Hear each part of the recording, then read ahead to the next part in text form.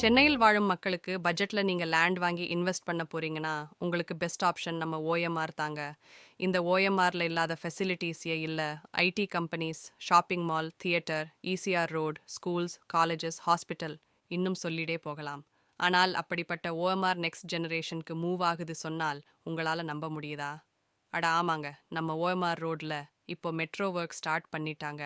அப்போ நெக்ஸ்ட் ஜென்ரேஷனுக்கு மூவின் தானே அர்த்தம். ஸோ இப்போவே இன்வெஸ்ட்மெண்ட்டுக்கு பிளாட் சூஸ் பண்ணுங்க.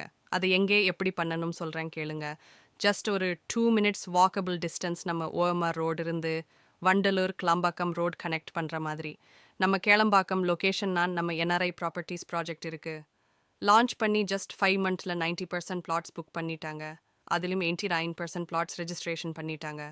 அப்பேற்பட்ட ப்ராஜெக்ட் தான் emerald garden. Emerald garden project இருந்து ஜஸ்ட் 1.7 kilometers தான் நம்ம OMR road.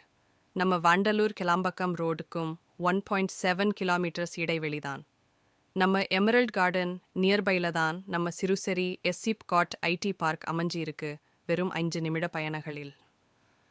Emerald garden project residential டைப்பில் சுற்றிலும் வீடுகளுக்கு மத்தியில் ரெடி டு கன்ஸ்ட்ரக்ஷனுக்கு பிளாட் அமைச்சு கொடுத்து இருக்காங்க, அதுவும் நம்ம பட்ஜெட்டில். எமரல்ட் கார்டனில் வில்லா பிளாட்ஸ் வேறும் 25 லட்சத்திற்கும் வில்லா வேறும் 45 லட்சத்திற்கும் இருந்து